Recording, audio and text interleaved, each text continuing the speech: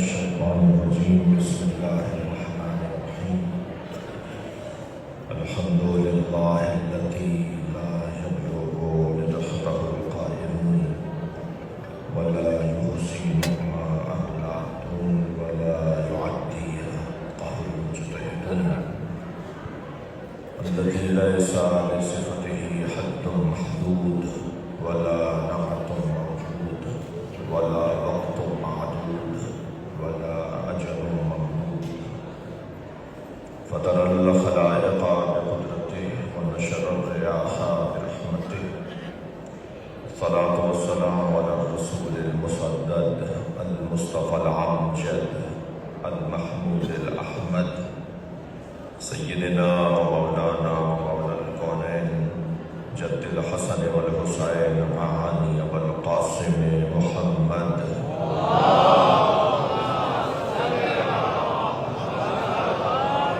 وآله الطيبين الطاهرين المعصومين الذين قال الله إنما يريد الله ليذهب عنكم الرجس أهل البيت ويطهركم تطهيرا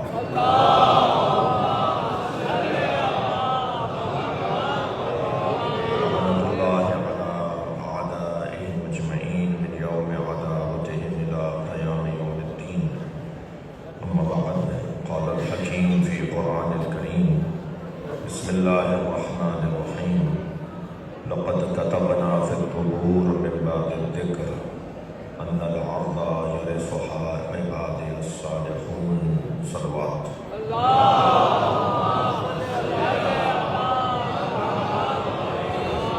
ماشاء اللہ بہت بڑا مجمع ہے مگر صلوات کچھ اور بہتر ہونی چاہیے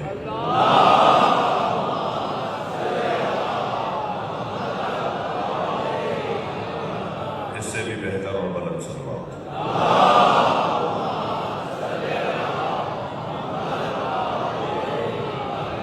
پہنچائیے اپنی صلوات کی آواز امام عسکری عین کی قبر تک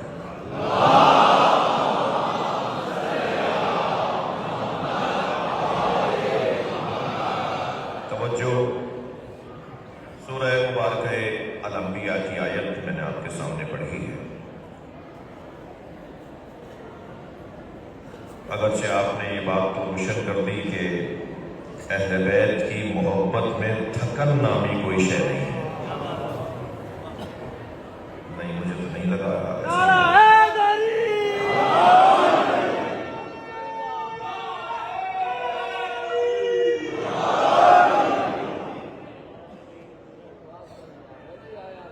ہمارے استاد کہتے تھے کہ اگر کوئی کہے نا کہ تھکن ہو رہی ہے تو وہ فوراً کہتے تھے دشمن تھکے ہم نہیں تھکے تو اہل بیت کے دشمنوں کو تھکانا ہے چاہنے والے تو تھکتے ہی نہیں میں نے آپ کے سامنے اچھا یہ تو طے ہو گیا کہ مجلس سے پوری پڑھوں گا اب آپ شوق ذوق سے سنیں گے تب بھی پوری پڑھوں گا اور اگر آپ بے دلی سے سنیں گے تب بھی پوری پڑھوں گا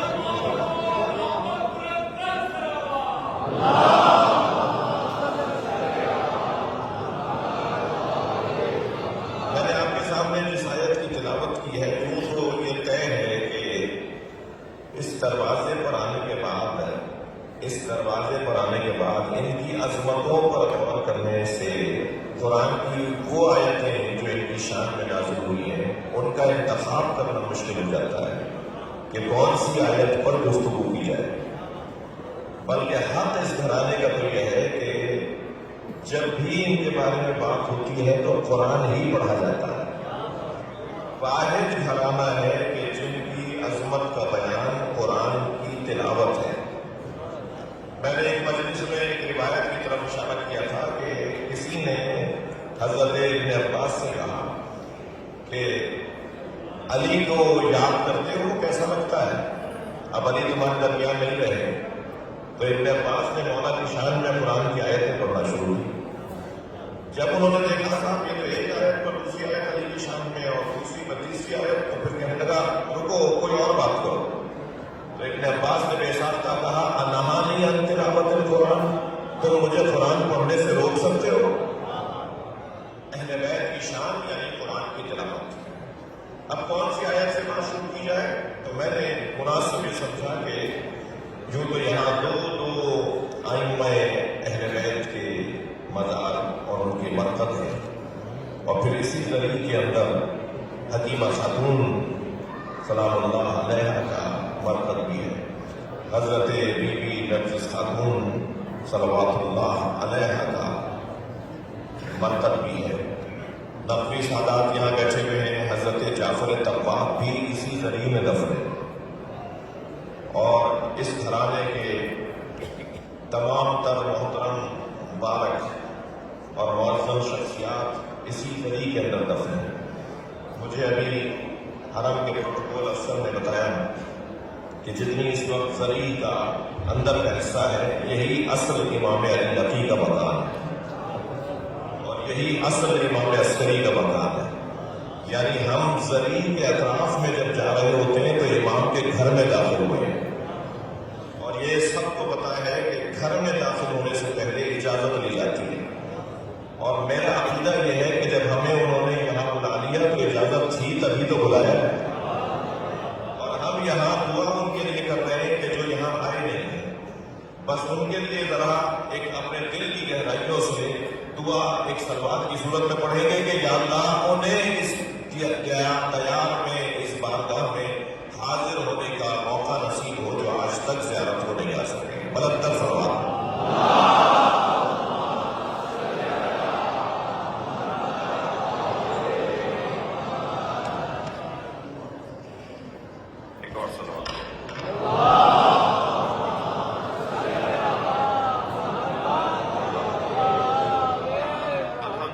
میرے بھائی جناب موسیٰ رضا، جناب عمران صاحب، جناب مولانا رمضان صاحب اور محمد علی بھائی، سلمان بھائی، سارے بھائیوں اور سارے دوستوں کے توسط سے یہ ہمیں موقع مل رہا ہے، بہترین پڑھنے والے ہمارے ساتھ آئے ہوئے ہیں کہ ہم خاص جگہ جو مجلس کے لیے طے شدہ جگہیں ہیں وہاں مجالس سے خطاب بھی کر رہے ہیں، مجالس کو سن بھی رہے ہیں۔ یہ کوئی معمولی بات نہیں ہے، یہ توفیق سے خالی بات نہیں ہے۔ چلیے میرے ساتھ آیت کی طرف ارشاد ہو رہا ہے، سورہ مبارکہ الانبیاء۔ میں ایک مقدماتی جملہ کہنا چاہ رہا تھا کہ کس موضوع پر بات کریں۔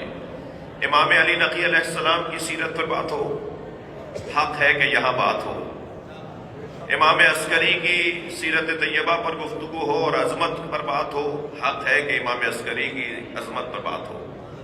خواتین کا اسلام میں کیا مقام ہے، کوئی جناب نرجس خاتون کو سلام کرنے جائے، جناب حکیمہ خاتون کو سلام کرنے جائے، اسی ذریعے میں بی بی حکیمہ خاتون کا مقام ہے۔ خواتین کا ان بیویوں نے مقام بڑھا دیا۔ جی جب امام کی غیبت کے ابتدائی ایام تھے تو امام عسکری نے اپنے چاہنے والوں سے کہا کہ اگر کسی کو دین سمجھنا ہو، بہت شاید اہم بات کرنے جا رہا ہوں، اگر کسی کو دین سمجھنا ہو تو میری پھوپھی حکیمہ سے پوچھ لینا۔ تو کچھ چاہنے والے جب دروازے پر آئے کہ ہمیں امام سے سوالات کے جوابات چاہیے، تو بی بی حکیمہ خاتون نے دروازے کی پشت سے، دروازے کے اندر سے، گھر کے اندر سے فرمایا پوچھو کیا پوچھنا چاہتے ہو۔ تو ایک صحابی نے دوسرے صحابی سے کہا، ایک راوی نے دوسرے راوی سے کہا کہ کیا اسلام پر اب یہ وقت آ گیا ہے کہ ہمیں خواتین مسئلے بتائیں گی؟ تو دوسرے صحابی نے جواب دیا کہ کیا تم بھول گئے ہو کہ پوری کائنات کچھ دیر تک زینب کبریٰ کے ہاتھ میں تھی؟ صلوات پڑھ لیں محمد و آل محمد۔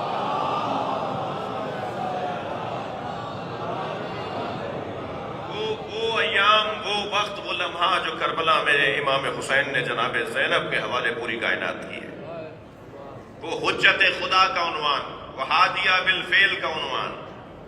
مجھے چند جملے ان بیویوں کی عظمت کے لیے کہنے دیجئے۔ وہ ہادیہ بالفعل، جو امام اور دوسرے امام کے درمیان جو فاصلہ ہے اسے پر کرنے والا وجود۔ زمانہ حجت خدا سے خالی نہیں رہتا، مگر یہ تو قرآن میں آیا ہے کہ ہم نے نبی اور رسولوں کو مردوں میں بھیجا ہے، مگر ہادی ہمیشہ مرد ہوگا یہ کہیں نہیں آیا۔ حجت خدا ہمیشہ مرد ہوگا یہ کہیں نہیں آیا۔ یہ تو قرآن میں آیا ہے کہ ہم نے نبیوں اور رسولوں کو بھیجا ہے تو مردوں کی شکل میں بھیجا ہے۔ مگر یہ کہاں لکھا ہوا ہے کہ زینب کبریٰ جیسی ہادیہ نہیں ہو سکتی اور بی بی سیدہ جیسی ہادیہ بالفعل نہیں ہو سکتی. لہذا یہ جگہ حق رکھتی ہے کہ میں آپ کے ساتھ کچھ دیر کے لیے ان بیویوں کی عظمت غور کرنے کے لیے آپ کے ساتھ کچھ وقت مکمل کروں. لیکن میرے ذہن میں اس سے ہٹ کر ایک خیال آیا، وہ یہ کہ یقیناً یہ موضوعات ہم اور جگہوں پر بھی بیان کر سکتے ہیں، مگر یہاں بات ہو اس کی کہ جس کا زمانہ ہے، گفتگو ہو اس کی جس کی امامت میں ہم سانس لے رہے ہیں، وہ قطب عالم امکان، وہ واسطہ فیض الہیہ. اللہ جب اپنی برکتوں کو اپنے بندوں پر نازل کرتا ہے تو جس سے ہو کر آتی ہیں اسے امام مہدی کہتے ہیں. اس وقت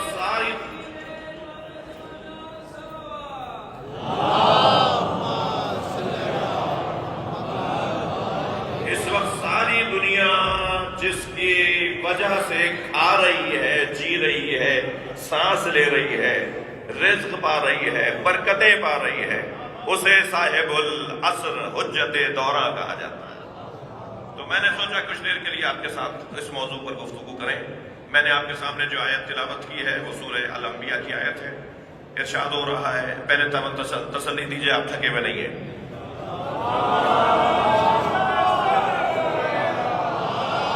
مل کر بآواز بلندر صلوات.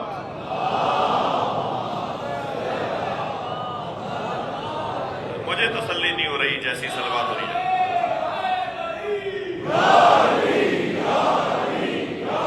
ماشاء اللہ. لقد كتبنا في الزبور، بتحقیق ہم نے لکھ دیا ہے. تھوڑا جاگ کر سنیں گے، یہ لہجہ اللہ کا ہے. جب اللہ ہم کہہ کر بات کرتا ہے نا تو اس میں تحدی ہے، چیلنج ہے، روب ہے، جلال ہے، اعلان ہے کہ خبردار کسی میں دم ہے تو اس ہم کو توڑ کے دکھائے. لقد کتبنا، بتحقیق ہم نے لکھ دیا ہے، ہم نے لکھ دیا ہے. میں اور آپ اہم ترین معاملات کو تحریر میں لے کر آتے ہیں، ایسا ہی ہے. اللہ یہ روش ہمیں دے رہا ہے. اللہ کے نزدیک اہم ترین اگر کوئی معاملہ ہے تو اس زمین کی وراثت ہے، انسانیت کی ہدایت ہے، بشریت کی ترقی ہے. لہذا ارشاد ہو رہا ہے ہم نے لکھ دیا ہے. پھر زبور من بعد ذکر، زبور میں اور تورات میں سب نے لکھا ہے، مفسروں نے لکھا ہے کہ ذکر سے مراد یہاں تورات ہے. توجہ میری طرف رہے. ذکر کے اندر، تورات زبور کے اندر، اور ہم نے تورات کے اندر لکھ دیا ہے.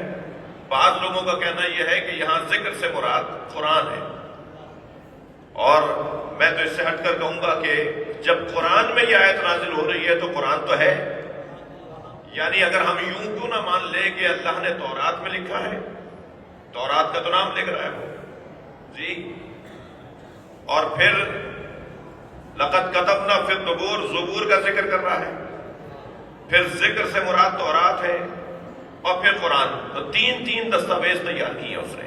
کتنی اہم بات ہوگی کہ جس کے لیے اس نے 3 تحریریں لکھی ہیں. وہ اہم بات کیا ہے؟ لقد کتبنا فی الزبور من بعد ذکر. کیا ہے وہ؟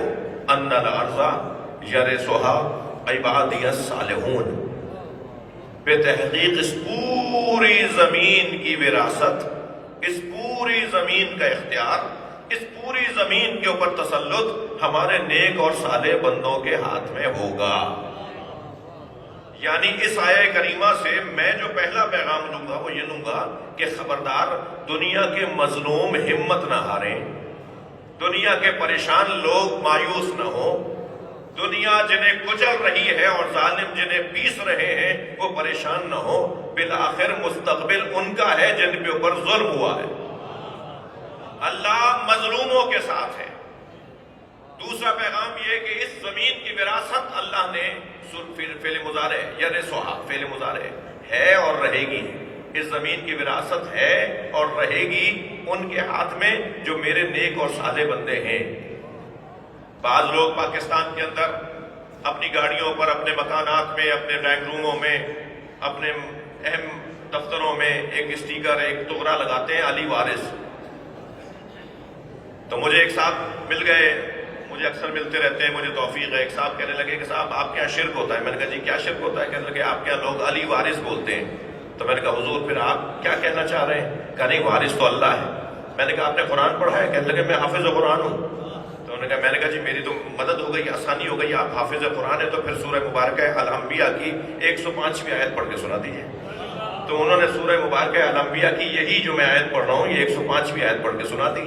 اور آیت پڑھتے ہوئے کہنے لگے اللہ کہہ رہا ہے کہ ہم نے زمین کی وراثت اپنے نیک اور صالح بندوں کو دی ہے. تو میں نے کہا آپ سے ایک علی وارث سمجھ میں نہیں آ رہا، ہم 14 کو وارث مانتے ہیں. صلوات پڑھے محمد و آل محمد، صلوات پڑھے محمد و آل محمد.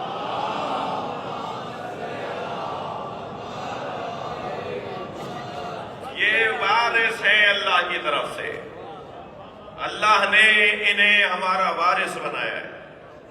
وارث ہیں اور رہیں گے، فعل مضارع ہے. امام مہدی کا تصور شیعوں کا تصور نہیں ہے. مہدویت اسلامی مسلمات میں سے ایک عنوان ہے. میرے محترم سننے والوں کے توسط سے ہم پوری دنیا سے بات کر رہے ہیں. عقیدہ مہدویت اسلامی مسلمات میں سے ہے. اہل سنت کے بڑے نام میں قصداً ممبر سے نام نہیں لے رہا، اس لیے کہ کسی الجھن کا شکار کوئی اور نہ ہو جائے. لیکن اگر کوئی مجھ سے ممبر کے بعد پوچھنا چاہے گا تو میں نام بھی بتاؤں گا، کتابوں کے حوالے بھی بتاؤں گا. اہل سنت کے بڑے نام علماء کرام یہ کہتے ہیں کہ اگر کوئی مہدویت کا، امام مہدی کا منکر ہے تو وہ مسلمان ہی نہیں ہے. مسلمات اسے کہتے ہیں کہ جس کا منکر وہ اسلام سے خارج ہو جاتا ہے. جی، عقیدہ مہدویت اسلامی مسلمات میں سے ہے. جب یہ سارے فرقوں کے نزدیک طے ہے کہ امام مہدی ہیں، امام مہدی ہوں گے، امام مہدی کوئی ہیں، یہ ساری دنیا ظلم و جور سے جب پر ہو جائے گی تو عدل و انصاف سے پر کرنے کے لیے کوئی آئے گا جسے مہدی کہتے ہیں.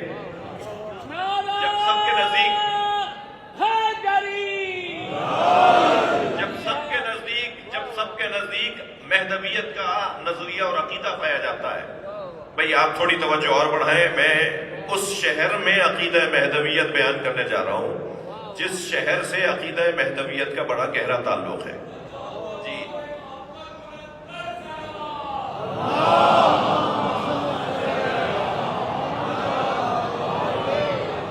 جب یہ طے ہے کہ مہدویت کا عقیدہ اسلامی عقائد میں سے ہے اور مسلمات اسلامی میں سے ہے تو پھر یہ چیز ہمیں جوڑنے کا سبب ہے یا ہمیں دور کرنے کا سبب ہے؟ یہ ہمیں جوڑنے کا سبب ہے. فرق یہ ہے کہ شیعہ برادری یہ کہتی ہے کہ نبی کی جو 12 خلفاء کی حدیث ہے کہ میرے بعد، فرماتے ہیں میرے بعد میرے 12 خلیفہ ہوں گے. شیعہ برادری ان 12 خلیفاؤں میں 12ویں کو امام مہدی کہتی ہے. توجہ. اور ہمارے دوسرے بھائی امام مہدی کو تو مانتے ہیں، 12 خلیفہ والی حدیث بھی مانتے ہیں، بلکہ صحیح السند حدیث مانتے ہیں کہ نبی نے فرمایا میرے بعد میرے 12 خلیفہ ہیں. مگر ان 12 کو پورا کرنے کے لیے بیچ میں گیپ ڈالتے ہیں. کہتے ہیں پہلے 5 امام حسن تک، پہلے 5 نبی کے خلیفہ، پھر 3 کا گیپ آیا، پھر اس کے بعد عمر ابن عبدالعزیز نبی کے خلیفہ، اور پھر 4 کا گیپ آیا، اور پھر آ کر مامون الرشید نبی کے خلیفہ، پھر 4 کا گیپ آیا، پھر فلاں نبی کے خلیفہ. اس طرح گیپ کے بعد 12 کی تعداد پوری ہو گئی، مگر 12 کی تعداد پوری ہونے پر قیامت نہیں آئی. میں بڑے اطمینان کے ساتھ پیار اور محبت سے اپنے عقیدے کو بیان کرنے کا حق رکھتا ہوں، اور وہ یہ کہ واحد یہ مکتب ہے کہ جو 12ویں پر آ کے روکا ہے اور کسی گیپ کے اور فاصلے کا قائل نہیں ہے کہ بیچ میں فاصلہ آ گیا. ہم قائل نہیں ہیں. اس لیے کہ اگر 4 خلیفاؤں کے ایام کے اندر انہیں صحیح خلیفہ نہ مانتے ہوئے اور خلیفہ راشد اور غیر راشد کی تقسیم میں رکھ کر کہ خلیفہ راشد وہ ہیں اور غیر راشد یہ ہیں، تو ان ایام کے اندر کوئی خلیفہ نہیں تھا۔ ان سے پھر میرا سوال ہے کتب صحاح ستہ کی اس حدیث کے بارے میں جس میں فرمایا من مات ولم یعرف امام زمانہ فقط مات میتۃ جاہلیہ، جو مر جائے اور اپنے زمانے کے امام کی معرفت نہ رکھتا ہو، جانتا ہی نہ ہو کہ اس کا امام کون ہے، وہ مرے گا تو جاہلیت کی موت مرے گا۔ تو وہ جو 4 خلیفاؤں کے زمانے میں غیب آیا، اس میں جو لوگ مرے ان کا تو کوئی خلیفہ ہی نہیں تھا، ان کا تو کوئی امام ہی نہیں تھا، ان کا تو کوئی اللہ کی طرف سے نظام لانے والا ہی نہیں تھا، تو وہ جاہلیت کی موت مرے یا اسلام کی موت مرے؟ واحد حل ہے کہ ماننا پڑے گا کہ تسلسل کے ساتھ 12، پہلے کو علی کہتے ہیں، دوسرے کو حسن کہتے ہیں، تیسرے کو حسین کہتے ہیں، پھر زین العابدین آ گئے، پھر محمد باقر آ گئے، پھر جعفر صادق آ گئے، پھر موسیٰ کاظم آ گئے، پھر علی رضا آ گئے، پھر محمد تقی آ گئے، پھر علی نقی آ گئے، پھر حسن عسکری آ گئے، پھر امام مہدی آ گئے۔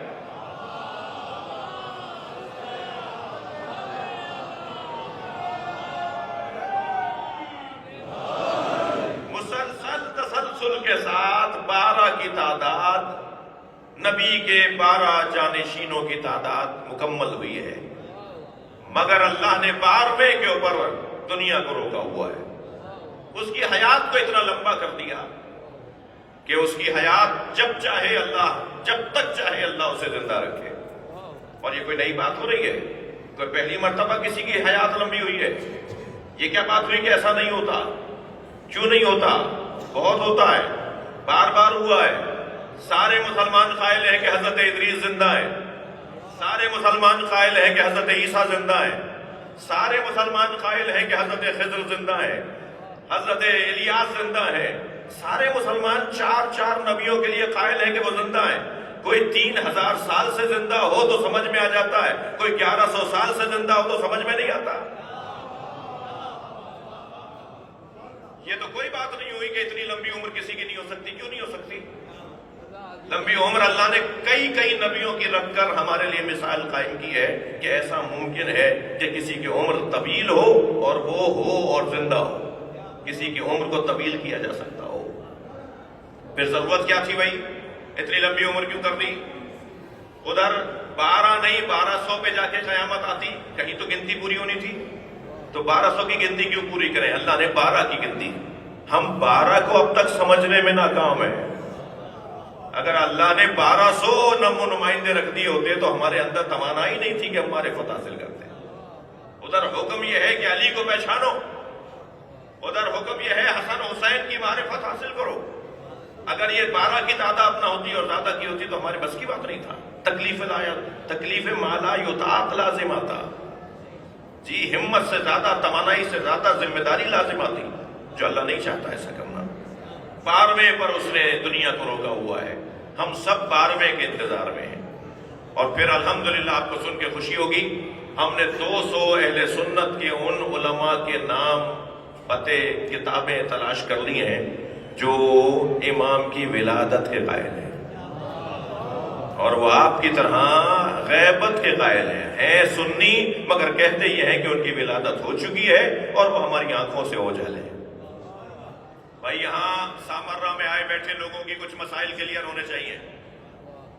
امام اس غار کے اندر نہیں ہے، اگر امام کو اس غار میں مان لیں گے تو یہی ظہور کہلائے گا۔ کہاں ڈھونڈے امام کو؟ غار میں ڈھونڈ لو جا کر۔ امام کسی غار میں نہیں ہے، امام کسی پردے کے پیچھے نہیں ہے، امام ہمارے درمیان ہے۔ بھائی جملہ محسوس کریں گے، ہم امام حاضر کو مانتے ہیں، امام ظاہر نہیں ہے۔ ہمارا امام حاضر ہے، ظاہر نہیں ہے۔ اتنا بڑا مجمع حاضر ہے یا نہیں؟ گردن ہلائیے۔ اتنا بڑا مجمع حاضر ہے یا نہیں؟ مگر بہت سارے لوگوں کے لیے برابر میں بیٹھا ہوا ظاہر نہیں ہے۔ حاضر ہونا اور ہے، بہت سارے لوگ حاضر ہیں، سبھی حاضر ہیں، مگر ظاہر سب نہیں ہے۔ کیا پتا یہ برابر والے صاحب کون ہیں؟ مجھے تو ان کا نام بھی نہیں پتا، مثلاً بات کر رہا ہوں جی۔ سب حاضر ہیں، ظاہر نہیں ہے۔ نبی 40 سال تک مکے میں حاضر رہے، ظاہر نہیں تھے۔ جب فرمایا نا کہ میں ہی نبی ہوں تب ظاہر بھی ہو گئے. ہمارے امام حاضر ہیں، ہمارے امام ظاہر نہیں ہے.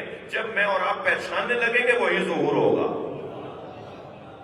اور جب امام کا ظہور ہوگا تو چاہنے والے کہیں گے کہ ہم نے تو حضرت کو بارہا دیکھا تھا، ہمارے جنازوں میں آئے، ہمارے جنازوں میں آئے، ہماری شادیاں کا کرے اس قابل ہوں کہ اس میں بھی آئیں. میں نے دیکھا ہے بعض خاندانوں میں جب شادی ہو رہی ہوتی ہے تو دعوت نامہ کارڈ جب چھپتا ہے تو ایک دعوت نامہ عریضے کی طرح دریا میں سمندر میں پھینک کر ڈال کر آتے ہیں کہ یہ دعوت نامہ امام زمانہ کو بلانے کا ہے. میں انتہائی عاجزانہ انداز سے بات کروں گا. معراج ہو رہی ہے اس وقت، ہم معمولی جگہوں سے نہیں گزر رہے. جی میری بہنوں سے گزارش کروں گا، اپنے بھائیوں سے گزارش کروں گا، آپ جیسے متوجہ اس وقت اہل بیت کی طرف ہیں، جیسی توجہ اس وقت آپ کی دین، تقوی، نماز، عبادات، طہارت، سچائی، صداقت، ایک دوسرے سے خلوص، یہ جو 10 دن کا ریفریش کورس ہوا ہے نا، یہ ہمیں بلایا ہے نا بھائی، ہمارا ایک کورس کروایا گیا ہے، ہماری ٹریننگ بنایا گیا ہے. یہ جو 10 دن کے لیے ہم نے مشق کی تھی نا، سچائی کی، خلوص کی، طہارت کی، وضو کی، نماز کی، حجاب کی، عبادتوں کی، واپس جانے کے بعد اسے کہیں بھولنا نہیں ہے. واپس جانے کے بعد اسے یاد رکھنا ہے کہ ہم کہیں سے ہو کر آئے ہیں. یہ لذتیں باقی رہیں گی، یہ لذتیں باقی رہیں گی، نور باقی رہے گا، وہ ہمارے درمیان موجود ہے.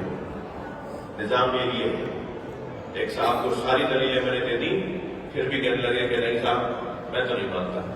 تو میں نے کہا جی اگر میری باتیں آپ نہیں مانتے تو پھر کوئی اپنی بات بتا دو وہ ہم مان لیتے ہیں. تمہارے پاس اپنی بھی کوئی بات نہیں ہے کرنے کو اور معقول باتیں بھی نہیں مانو گے.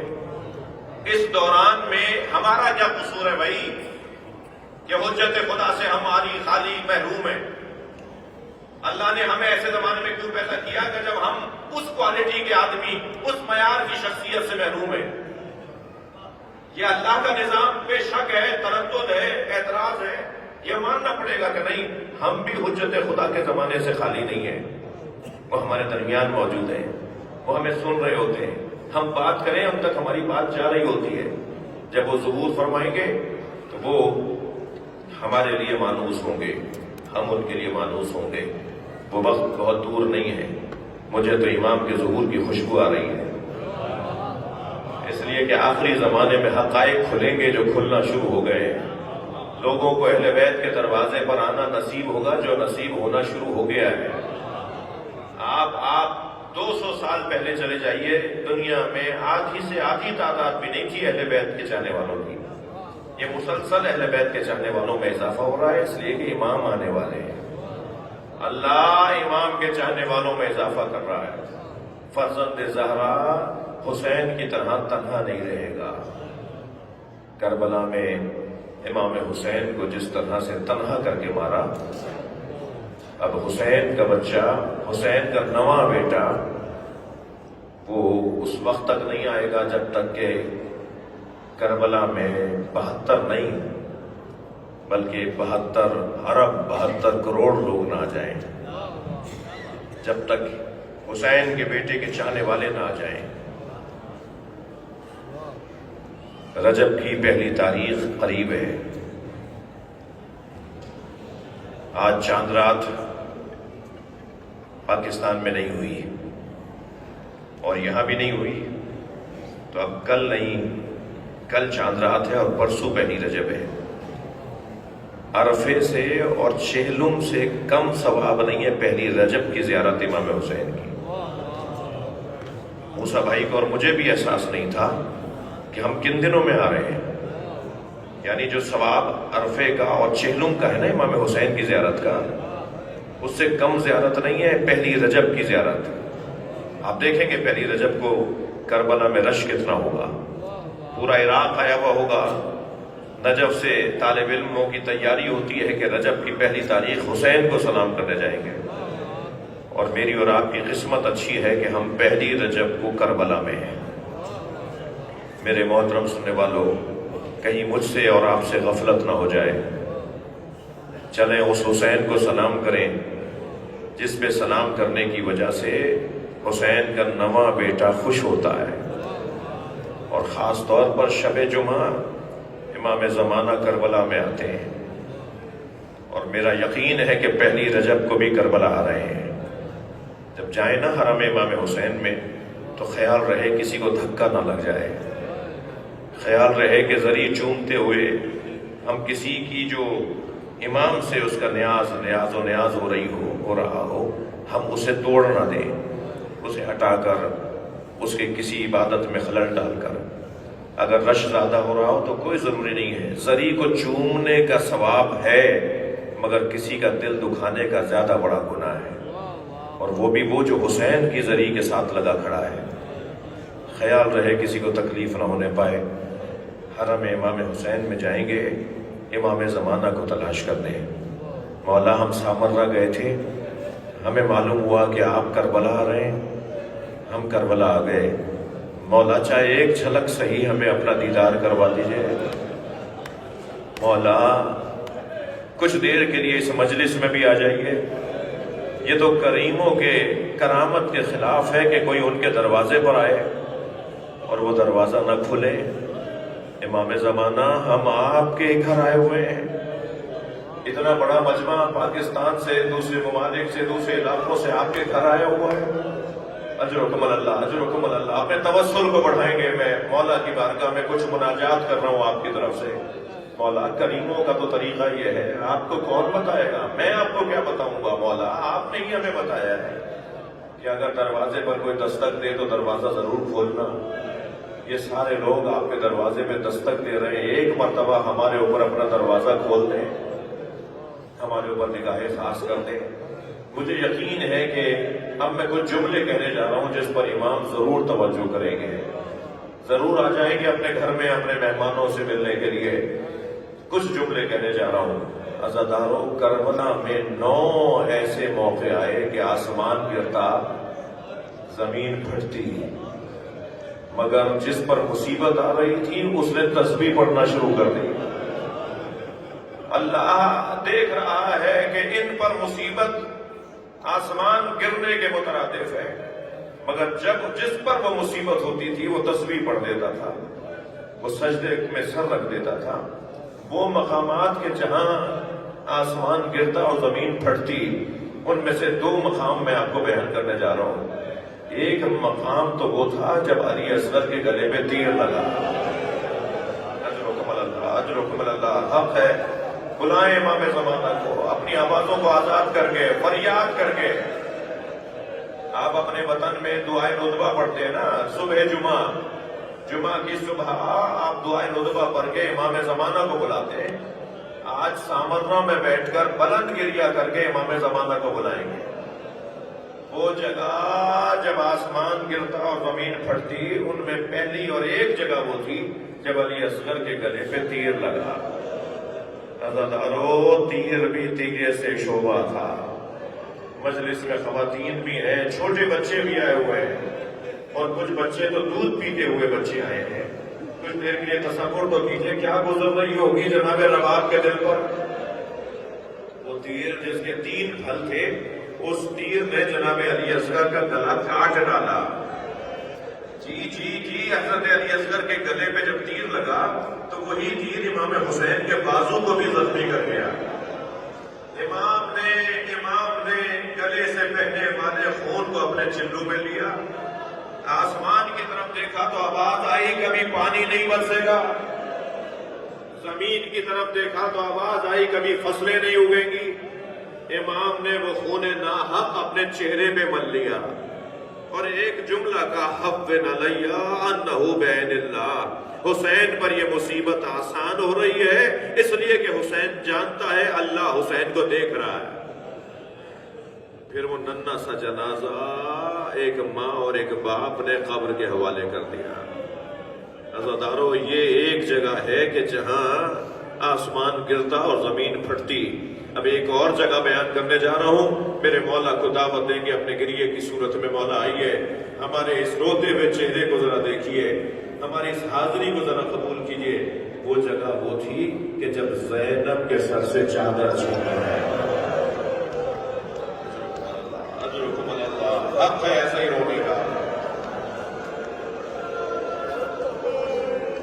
عزادارو، ذرا کبھی سوچے کہ کربلا میں سب سے زیادہ تکلیف کس مرحلے پر امام حسین کو ہوئی ہے. امام حسین کو روحی تکلیف کس وقت ہوئی ہے؟ سب سے زیادہ بڑی مصیبت کون سی تھی امام حسین پر؟ علی اکبر کا لاشا، عباس کے کٹے ہوئے بازو، قاسم کا پامال لاشا، علی اصغر کے گلے میں تیر کا لگنا، یا وہ مرحلہ تھا جب حسین گھوڑے سے گرے اور جب زمین کربلا پر امام کے بدن متبارک کے اندر، امام معصوم کے بدن مبارک کے اندر حرکت نہیں تھی اور قاتلوں کا حلقہ بڑھتا جا رہا تھا.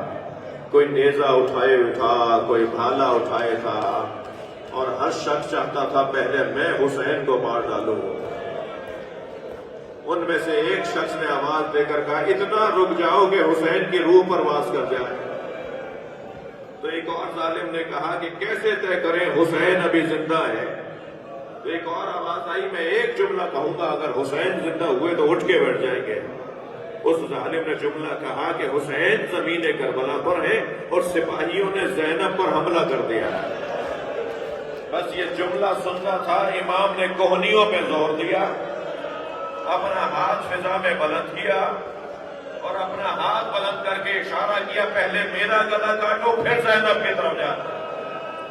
اجرکم اللہ، اجرکم اللہ. تھکے نہیں عزادارو، مجھے ایک منزل اور لینی ہے.